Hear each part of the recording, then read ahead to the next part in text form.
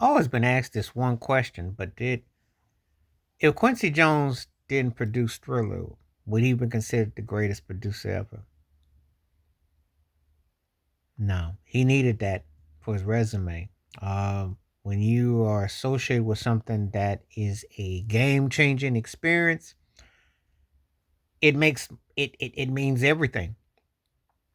It's like Francis Ford Coppola and The Godfather. He never had to do anything else again. Or Martin Scorsese with Taxi Driver, Raging Bull. He never had to do anything again. When you're associated with something that is significantly game changing, you never have to do anything again because it stands as its own. It's kind of like J.K. Rowling, Lord of the Rings, or it's like Harry Potter. You know, you do it, and people will always kiss the ring. And all his body of work with the arranging and conducting with Eckstein and Count Basie and Sinatra and all that, and the scores and Soul Bossa Nova and Sanford and Son and Ironside, even on to Off the Wall. They were big. Root soundtrack, all that. However, when you do something like Thriller, well, if you saw the man's house when he would give people tours, you saw the replica sitting on the wall. That speaks for itself. That was the mothership. That was the end all be all. That for right there, he cashed checks and chips for life. So he needed that. He needed that to get that title where people think he's the greatest music producer ever. I don't though. I There are other music producers. Once you understand, he got a lot of credit for a lot of stuff he did, and he was instrumental. But Michael Jackson was right there with him too. And it wasn't like he did alone. And Michael Jackson wasn't no flunky, no lackey. Michael Jackson wrote songs. Michael Jackson had been around great minds. And remember, he started off with Berry Gordy, who's arguably the greatest music mind and popular music has ever produced. He's a record man. So it's not like he didn't know what hit material was, you know. And he worked with others. It's just that Quincy had a quality control. I think as an arranger and someone who could always find the right songs with the right musicians and the right pieces, I think it did wonders.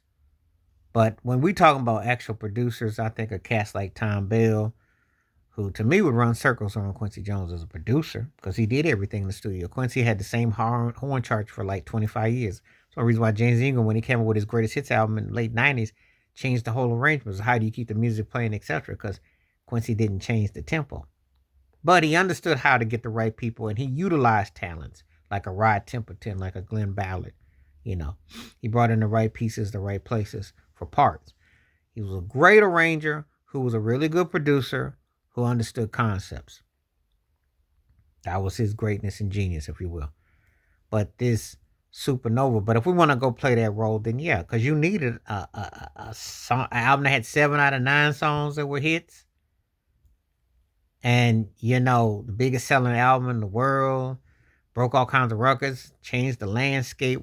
Yeah, yeah, because that right there, he became like that's the guy that people kind of circle like they wanted to be. So yeah, he needed Thriller to get the title as the greatest music producer because for all he accomplished before that, he would have been acknowledged. But when you make an album, especially with black artistry, the impact, the cultural significance, and everything that was going on at the time, yeah, that that had to be something that everybody was gonna know, and the totality of it, and the whole the manner of it, you know, because Michael Jackson is in high regards as arguably one of the greatest artists ever, and high regards the greatest entertainer, however you want to call it.